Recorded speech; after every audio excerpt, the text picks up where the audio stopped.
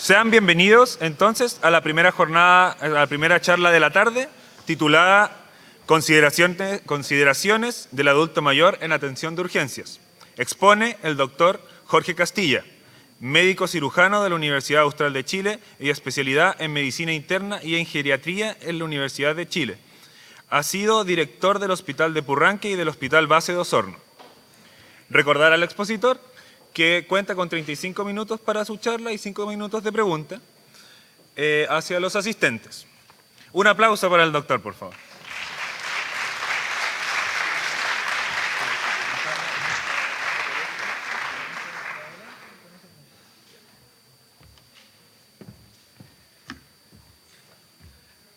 Muy buenas tardes a todos los alumnos de medicina, futuros colegas que están aquí presentes. Para mí es un agrado estar acá, feliz de que me hayan invitado, agradecido porque, no porque hayan hecho que yo venga acá, sino que el hecho de haber considerado un tema que para mí es importante y que uno pretende que para el resto de los colegas y a las jóvenes que están en formación de esta hermosa carrera de la medicina también sea atractiva.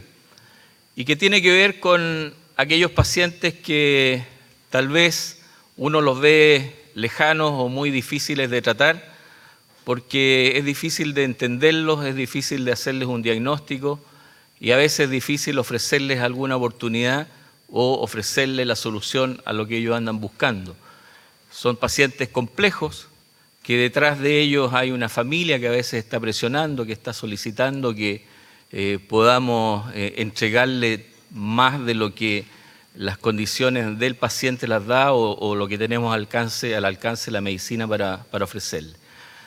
Y quise centrar esta presentación en un tema que lo hice tal vez estratégicamente. Por ahí hablaba en mi presentación personal, Claudio, de que me he dedicado también a la parte directiva. He sido director de 2 hospitales, un hospital pequeño de 45 camas como un hospital tipo 4 o Purranque, y hace 2 años fui por un par de años, 3 años, director del Hospital Base de Osorno, que ese ya es más grande, alrededor de 400 camas. Y la verdad es que la infraestructura o las características que tienen los hospitales en la actualidad difieren un poco de lo que uno quisiera para entregar una buena atención a los adultos mayores. Y así como un exalumno de esta universidad ha logrado estar en lugares administrativos relativamente importantes, probablemente a muchos de ustedes les va a tocar tomar también a futuro decisiones importantes en construcción de hospitales o en actividades de ese tipo, por lo cual esta charla seguramente, y eso es lo que se pretende, que sea también en ese aspecto motivador. El tema, o cómo quise yo llamar esta presentación, es los adultos mayores en las unidades de urgencia, un paciente diferente. Yo creo que esta foto ustedes la han vivido. Yo vengo de hacer turno 24 horas ayer. Teníamos todo controlado, hago turno en una residencia de medicina en el hospital base, alrededor de 80 camas. Estaba todo controlado hasta las 2 de la mañana, en que habíamos logrado sacar 12 o 13 pacientes de la urgencia. Y a esa hora suena la alarma de que nuevamente la unidad de emergencia estaba con más de 30 pacientes en camilla a la espera de una cama.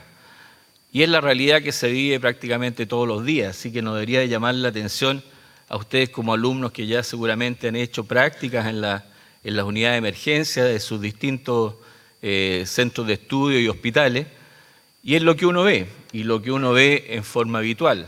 Muchos pacientes en camilla, adultos, niños, embarazadas, etcétera, que están esperando un momento, ¿no es cierto?, para tener, tal vez la gran mayoría de ellos, una cama como para continuar su tratamiento y su recuperación.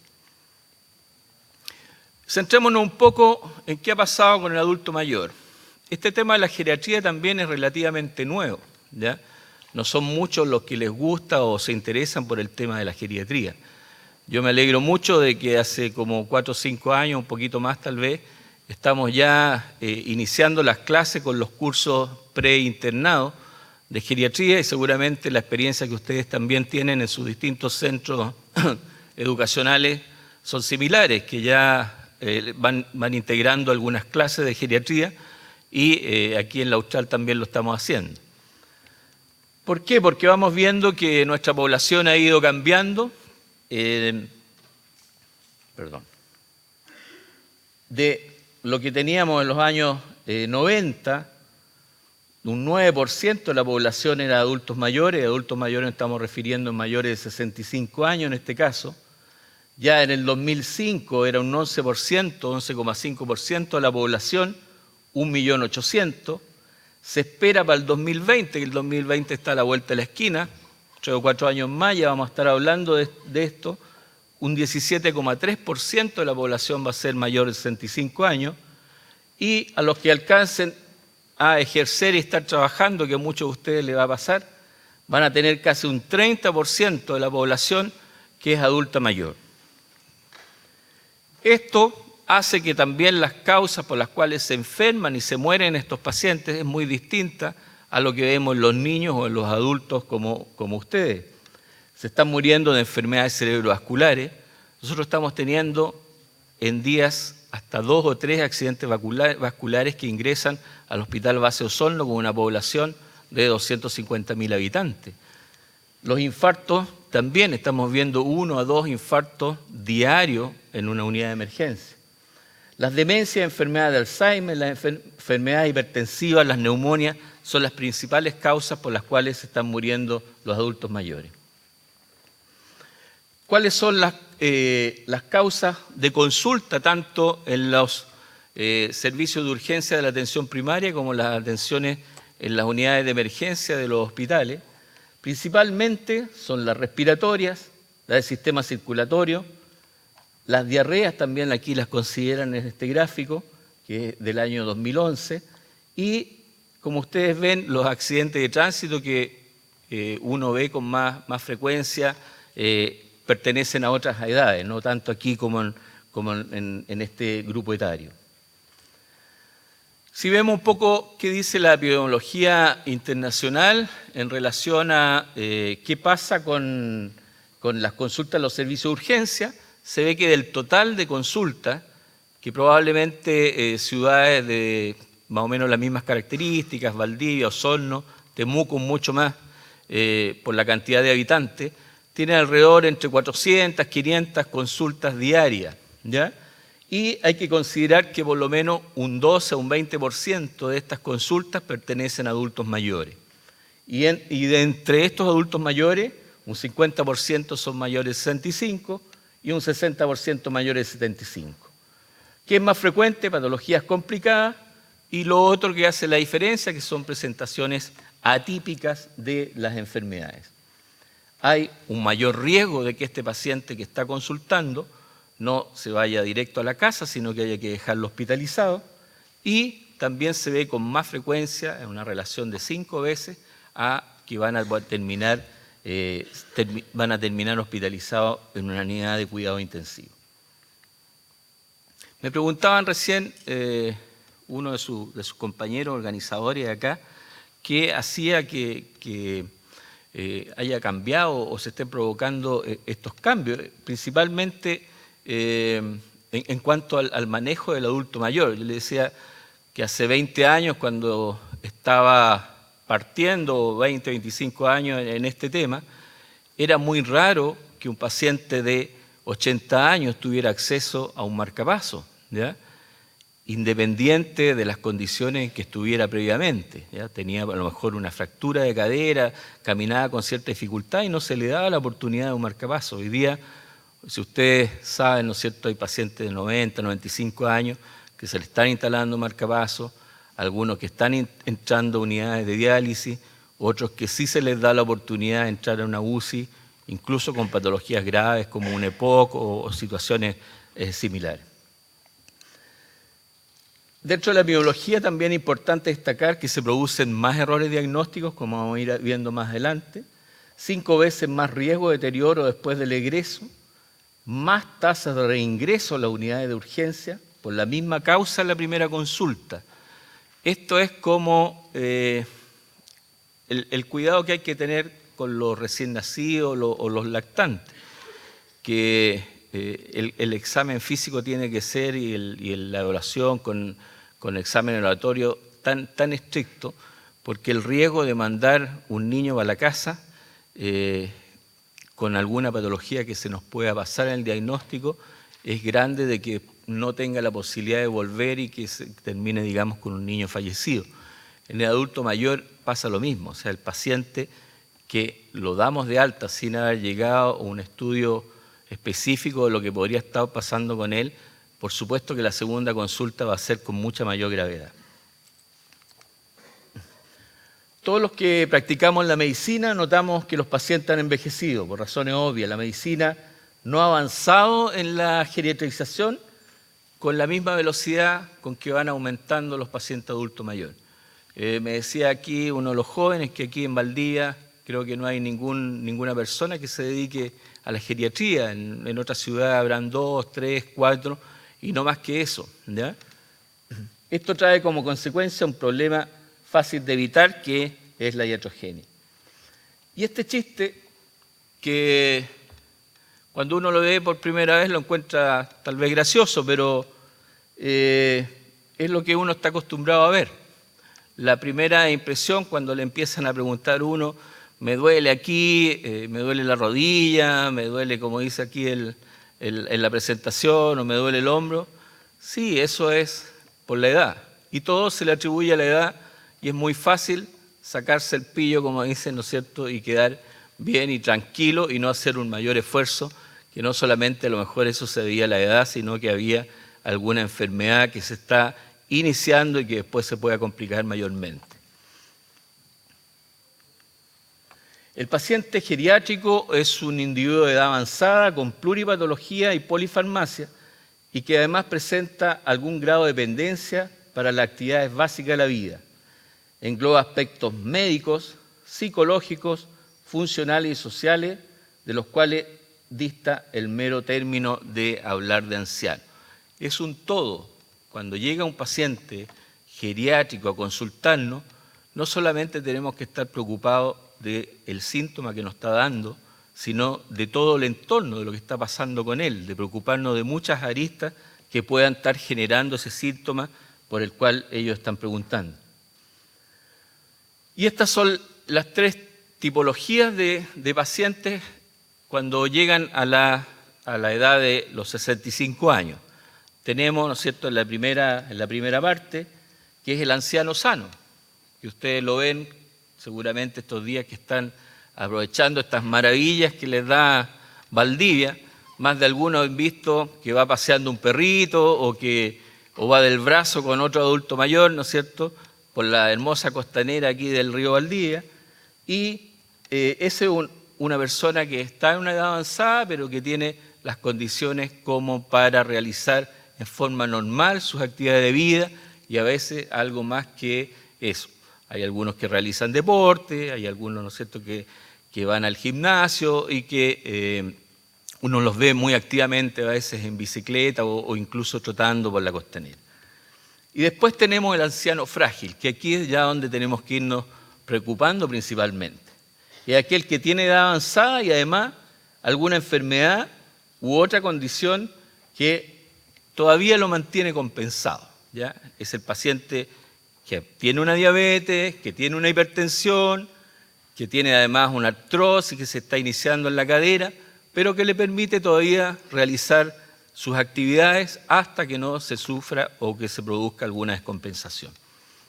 Y en tercer caso, ya tenemos al paciente netamente geriátrico, que es aquel que está en una edad avanzada y algunas de estas enfermedades crónicas que yo le decía le van a provocar dependencia. Tal vez aquí hay una fractura de cadera que hizo que ya esta persona tal vez no tenía indicación de cirugía o una artrosis severa de cadera, terminó en una silla de ruedas o un accidente vascular que dejó alguna secuela.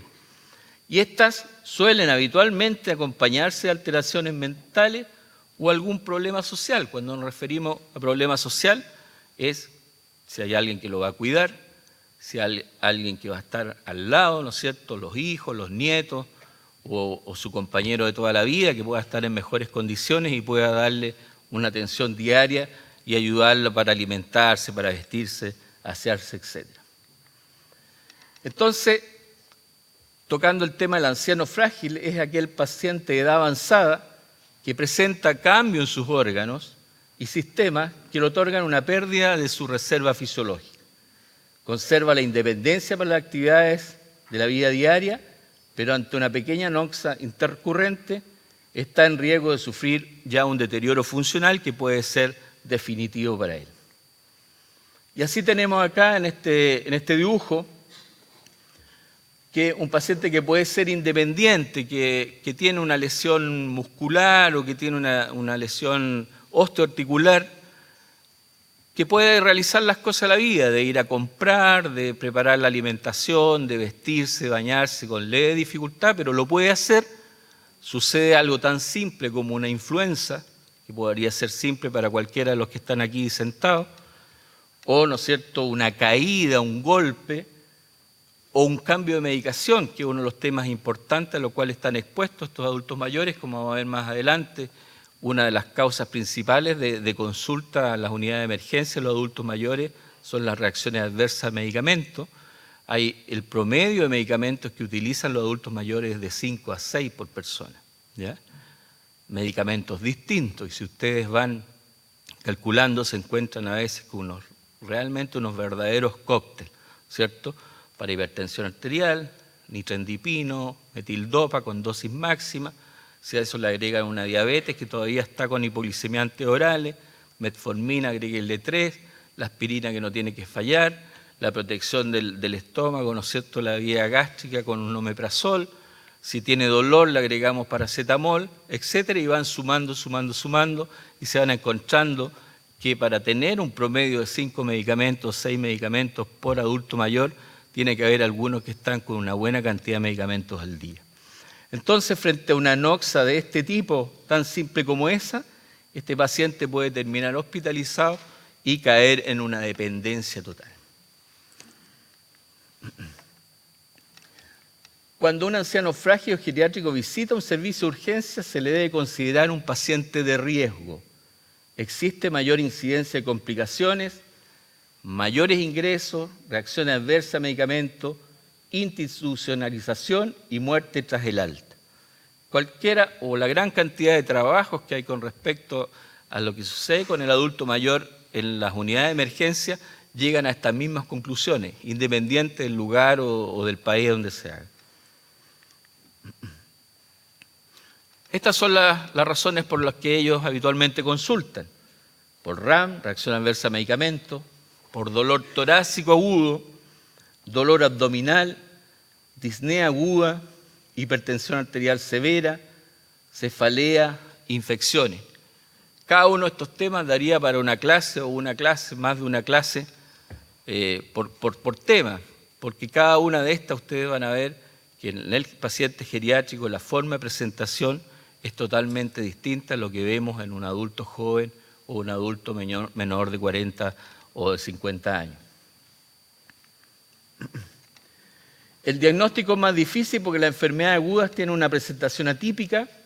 Ya el interrogatorio es complicado, de poder comunicarse con alguien que no escucha bien, que ya está con problemas de hipoacusia, de presbiacusia, que no los ve bien porque ya está con un problema de presbicia. La presbicia es terrible. Yo tengo mis lentes, que estaban por aquí, acá, esto.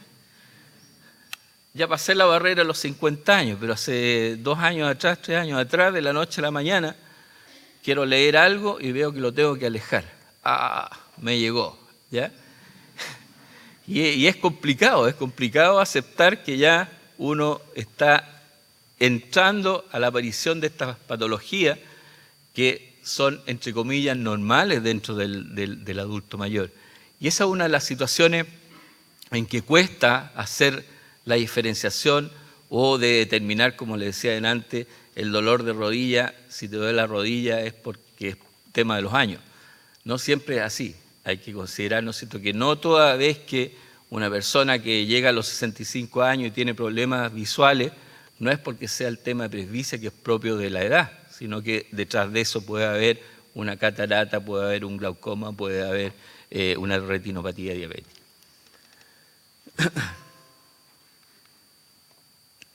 El tratamiento también en estos pacientes es más complicado. Están polimedicados desde ya. La medicación administrada puede interaccionar con la medicación que ya está tomando. O sea, si uno le va a indicar otro medicamento, aparte de los que ya venía tomando, ya está agregando un riesgo mayor a ese paciente. Fármacos que alteran la respuesta del organismo, fármacos que enmascaran los síntomas, y la medicación administrada puede descompensar también una enfermedad crónica. Son más frecuentes también los efectos secundarios. Y aquí también nos encontramos con otro tema importante que va en relación a lo que le comentaba adelante, de hasta dónde llegamos con el adulto mayor que nos consulta, ¿ya? Vamos a darle la misma posibilidad a uno más joven de generar un RCP frente a un paro. Vamos a considerar que está en un estado terminal y no vamos a hacer nada más y lo vamos a mandar de vuelta a la casa. Hay temas de demencia por medio, problemas sociales. ¿Para qué vamos a seguir haciendo algo con este paciente si después de que logremos solucionarle su problema va a quedar dañado? Vamos a tener que volverlo al hogar de Cristo, vamos a tener que volverlo al lugar de calle donde venía. Son situaciones éticas con las que uno se enfrenta y que son muy complicadas de tomar decisiones. O una parte de la familia te dice, sí, echémosle para adelante con el paciente, y la otra parte dice, no, dejémoslo descansar porque ya cumplió una etapa importante de su vida. Es complejo, ahí hay que apoyarse de todos los medios que uno tenga, de apoyo de otros colegas, de apoyo religioso, etcétera, para poder tomar una buena decisión cuando nos enfrentamos a una situación de vida o muerte con un adulto mayor. La intervención urgente en el paciente geriátrico no debe afrontarse exclusivamente como un problema médico, sino que hay que considerar, como les decía adelante, los factores funcionales, mentales y sociales. No irnos solamente al síntoma por el cual nos están consultando.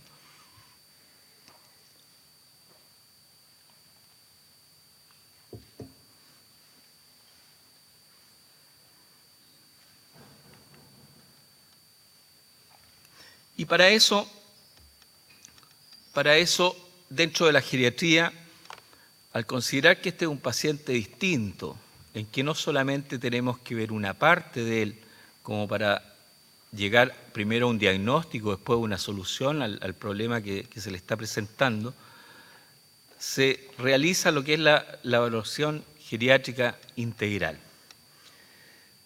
Pese a que no hay evidencia de que esta valoración tenga un efecto positivo en las unidades de emergencia, considerando que las unidades de emergencia son rápidas, o sea, hay que ir directamente al diagnóstico y tratar de solucionarlo lo antes posible, porque afuera tienes un montón que también está esperando que lo atienda rápido, te está golpeando la puerta o te está gritoneando. Entonces, para realizar a veces lo que debería realizarse, no tenemos el tiempo suficiente, y ahí va un poco para la propuesta que yo quiero plantear dentro de esta charla de cómo deberían de ser las unidades de emergencia. Esto sería lo ideal, de poder hacer, ¿no es cierto?, una valoración geriátrica integral a cada uno de los adultos mayores que llegan a consultar a una unidad de emergencia. Y la valoración geriátrica integral considera muchas partes, considera 4 partes específicamente, tanto la parte clínica, la parte funcional, la parte mental y la parte social. Si nos damos el tiempo de revisar cada una de estas y ustedes se van poniendo, ¿no es cierto?, en el lugar de enfrentar a un adulto mayor y hacer cada una de estas evaluaciones, me van a decir, pucha, salió más largo, evaluar a un adulto mayor sale más largo que la charla que está dando el doctor aquí al frente, ¿ya? Pero hay que tener y ver la instancia de cómo podemos hacerlo o cómo buscar el mejor mecanismo de poder llegar a identificar primero cuál es el adulto mayor que está en riesgo y cómo poder actuar en relación a eso para que ese adulto mayor que está en riesgo no vuelva a consultarnos en un par de semanas más, no fallezca o no termine hospitalizado. La valoración clínica consta de que tienen que considerar las enfermedades que tiene en el momento, las enfermedades habitualmente crónicas, diabetes, hipertensión, artrosis, osteoporosis, etc. Los hábitos, si fuma, su estado nutricional, si está bajando de peso, los medicamentos que está tomando, el antecedente de caída extremadamente importante. Más adelante vamos a pasar superficialmente lo que son los síndromes geriátricos, pero uno de los grandes síndromes geriátricos son las caídas. Detrás de una caída puede haber un maltrato de un adulto mayor, puede haber, ¿no es cierto?, un trastorno eléctrico conductor del corazón, puede haber un problema circulatorio importante y puede haber incluso una depresión, pueden haber muchas causales que están detrás de una caída. Y principalmente importante la caída porque el paciente que se cae una vez, el 50 o 60% de ellos se vuelve a caer. Y cuando se vuelve a caer, ya después no quiere caminar más, porque tiene miedo a caerse. Y ese paciente, si nosotros no actuamos, no hacemos una intervención en él, va a terminar postrado. Hay muchos de esos tipos de pacientes que hay que volver a enseñarles a caminar, ¿ya? Hay que darse el tiempo para eso. La geriatría tiene la gracia, La geriatría tiene la gracia de que habitualmente se trabaja no solamente con un médico, sino con una enfermera, kinesiólogo, etc. La evaluación médica, vamos a tener que ir más rápido porque la verdad es que me quedé pegado en algunos temas, parece. Pero considerar esto, que hay multiplicidad de condiciones patológicas, la presentación es atípica de la enfermedad, confusión frecuente entre enfermedad y envejecimiento, menor reserva funcional, etc. Tengan en consideración esto en la presentación atípica. Existen las depresiones sin tristeza, las infecciones sin leucocitosis, fiebre ni taquicardia, el abdomen agudo que es silente, enfermedades malignas silentes, masas abdominales que uno palpa y que el paciente no se había dado cuenta, y esas son tremendas masas, el infarto al miocardio sin dolor, etc. Las técnicas de comunicación, acercarse con respeto al paciente, frases simples, breves, mirándolo a la cara, que entienda, como no oyen bien, hay que modular bien para que entiendan lo que se está hablando. La valoración funcional es una de las más importantes porque va a marcar el pronóstico del paciente. Aquí usamos algunas escalas que van a quedar en la presentación.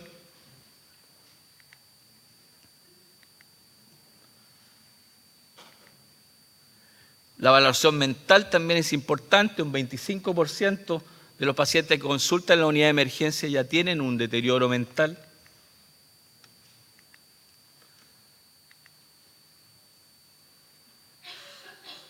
No vayas a ofenderte, Elcira, pero nosotros éramos amigos, parientes, esposos o qué, eso es frecuente que pase. ¿Ah? La valoración social, también la cantidad de maltrato, no solamente en el adulto mayor existe el maltrato físico, existe el maltrato económico, ¿cierto?, que también es extremadamente importante y uno lo ve con frecuencia. Estos son los grandes síndromes, lo vamos a dejar ahí.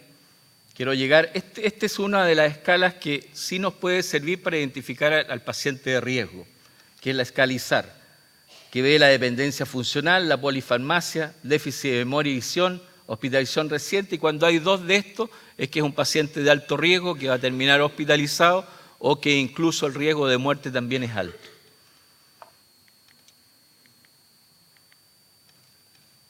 Y la urgencia para los pacientes geriátricos. Tienen igual derecho, ¿no es cierto?, las mismas posibilidades de atención. Hablábamos de hasta dónde llegábamos con ellos, qué hacemos de más o qué hacemos de menos. ¿Cómo son los servicios de urgencia? Lo que hablábamos al principio. Llenos. Tienen niños por un lado, tienen embarazadas por otro y tienen adultos mayores entre medio. El tipo de atención de urgencia que existe en la actualidad viene en los años 60, diseñados para patología aguda, requiere alto recambio de paciente, una patología actual que se considera, y el paciente geriátrico vemos que trae todo este otro tipo de problemas. Problemas más frecuentes, sobresaturado, tiempo de recolección de datos lenta, imposibilidad de una movilización rápida de los pacientes dentro del servicio, instalaciones físicas que no cumplen con los requerimientos mínimos, Tiene aspectos negativos y aspectos positivos en urgencia. Está desordenado, estresante, caótico, ruidoso, tenso, enfermedad dinámico en la parte positiva, ágil, satisfactorio. Siempre hay muchos reclamos por la atención en urgencia, pero ustedes se dan cuenta que aquel paciente que sí llegó con una urgencia, con un infarto o un traumatismo severo, sí tiene prioridad de atención. Y esta es la realidad con la que nos encontramos y que genera ya un problema al adulto mayor. Si ustedes lo exponen a un ruido que no está acostumbrado, a movimientos, que pasan camillas para allá y para acá, que pasan pacientes, que pasan gente con suero, etcétera, luces distintas, personas graves, reanimadores, por supuesto que es sacarlo de su hábitat habitual, ya va generando un problema en ellos. ¿Tenemos consideraciones? No, porque los espacios físicos no son los adecuados. El personal no está preparado para atender estos pacientes. Incluso lo que son los accesos, y esto es lo que habitualmente nosotros ya tenemos, que era, como veíamos, la urgencia de los años 60. Hay una parte que se atiende al niño, todo lo que es pediátrico, otra parte todo lo que es mujer, embarazada y ginecológico, otra parte lo traumatológico y otra parte el adulto indiferenciado. Y por supuesto que no solamente el espacio físico es importante, cosas tan simples como esta de poder tener acceso a una vena del paciente. No lo mostró, pero este supone que era un video, ¿ves?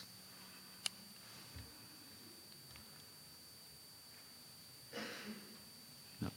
Bueno, son sistemas nuevos que permiten ya no lo que en algún momento decíamos, casi charquear una vena de un paciente que tiene una vena más gruesa, que es de difícil acceso. Ahora existen todos estos sistemas de monitoreo con el cual fácilmente puede llegar uno a identificar la vena y pinchar a ese enfermo.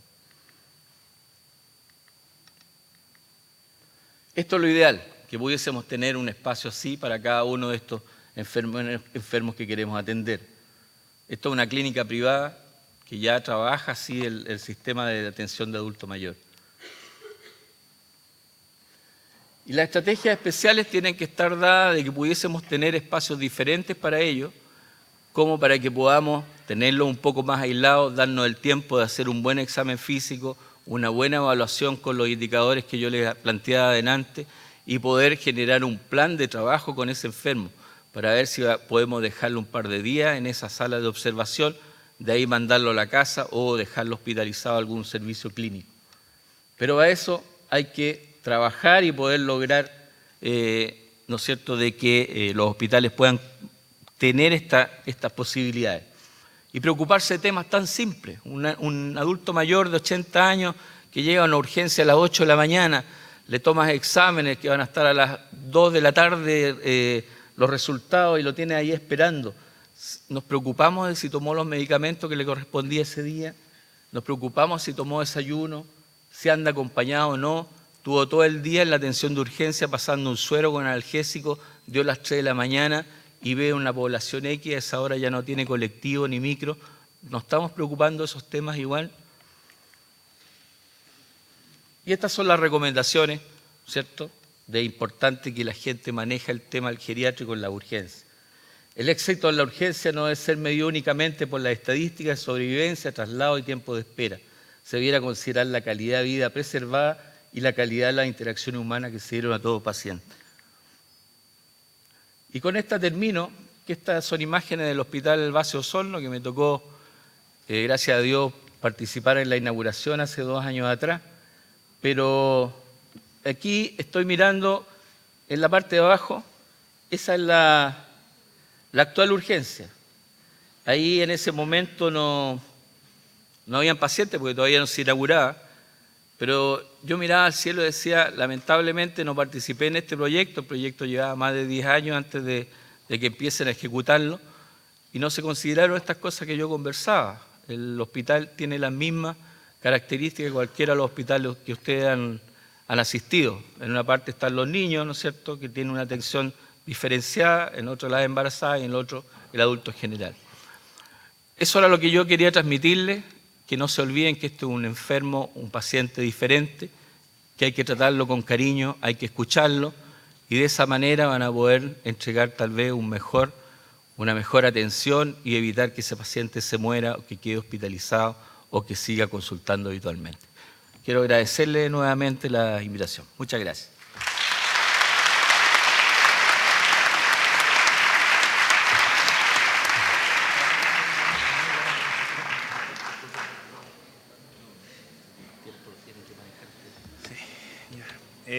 Agradecemos al doctor por su muy buena charla, espectacular charla. Ahora vamos a proceder a una ronda de preguntas por los asistentes. Se insiste en lo que se ha comentado, en lo que ha sido la tónica del Congreso. Levantar la mano, presentarse por favor, quiénes son y de dónde vienen. Y adelante. Micrófonos, aquí. Levanten la mano, cualquier duda, cualquier cosa que quieran preguntarle al doctor.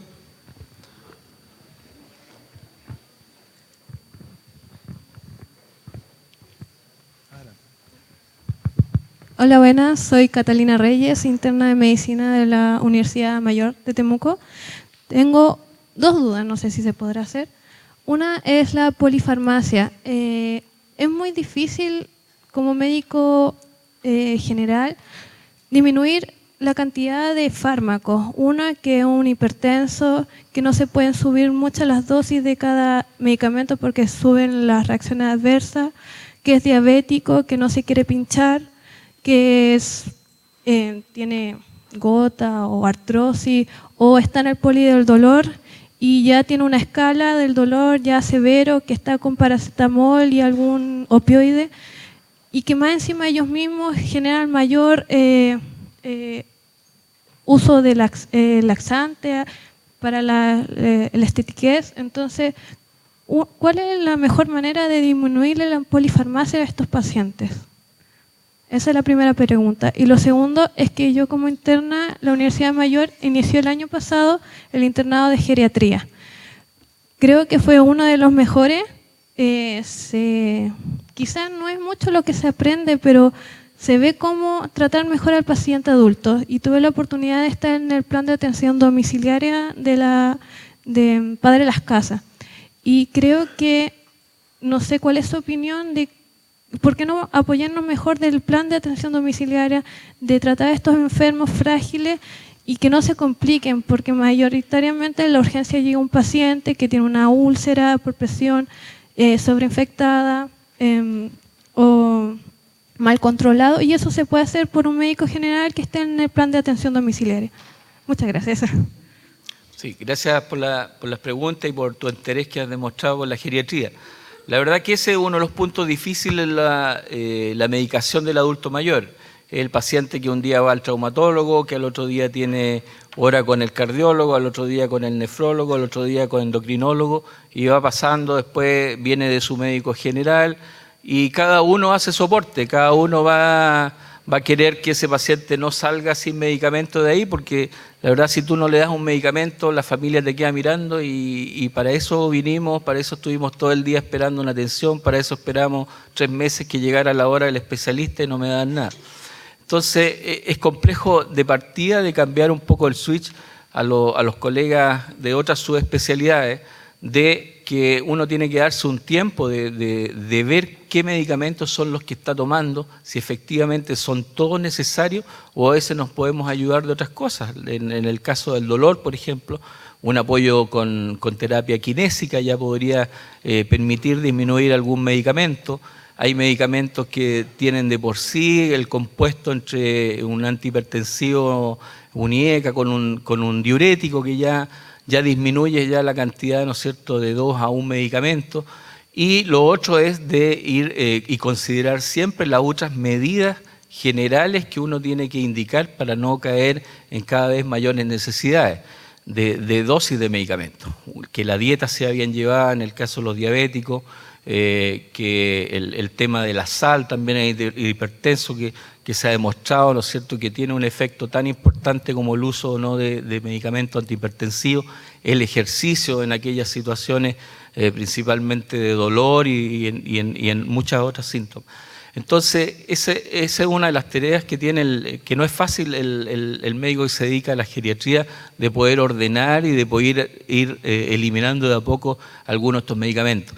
Ellos también utilizan mucho el tema, como dices, de los laxantes, porque tienen poco movimiento, el intestino también se acostumbra a ese poco movimiento. Ahí hay que apoyar con el tema de dieta, hay que apoyar con el tema de ejercicio, el famoso medicamento para dormir en la noche. Se puede cambiar con un buen sistema de prepararse para el sueño, y eso, la higiene del sueño es extremadamente importante, de cómo orientarlos a tomarlo en consideración antes de tomar un medicamento. Te felicito por la participación en estos grupos, en estos equipos de hospitalización domiciliaria. Yo tengo mi experiencia propia. Mientras fui director del hospital, me pegué un salto, no teníamos recursos para esto, me acerqué, por ejemplo, al grupo Rotario, regalaron un auto 0 kilómetros para partir con este proyecto. Hace 4 años que el proyecto ya está en Osorno. Partimos con un médico, una enfermera, hoy día tenemos 2 equipos de hospitalización domiciliaria. Efectivamente, los pacientes adultos mayores son los que se ven generalmente más favorecidos, son los que podemos sacar antes de alta del hospital, son los que están ahí en observación en la urgencia, y tú no sabes, estás ahí en la duda si lo dejas o no lo dejas, le das la oportunidad que lo puedan seguir viendo en las casas. Yo creo que eso que muestra los orígenes de lo que era el médico de cabecera, o la medicina partió así, el médico de cabecera. Uno iba a la casa a ver el enfermo, llevaba sus conocimientos, llevaba todo su material, ¿no es cierto?, para atender al médico allá, y no el paciente al hospital. Y en esto, con lo que estás haciendo, lo que se está haciendo con la hospitalización domiciliaria, es llevar el hospital a los domicilios.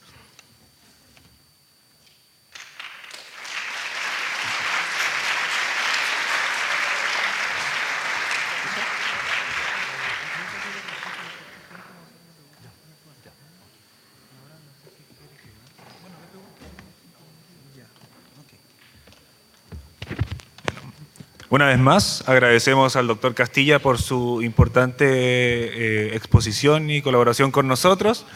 El comité académico le entregará un presente en agradecimiento por su participación. Un aplauso, por favor.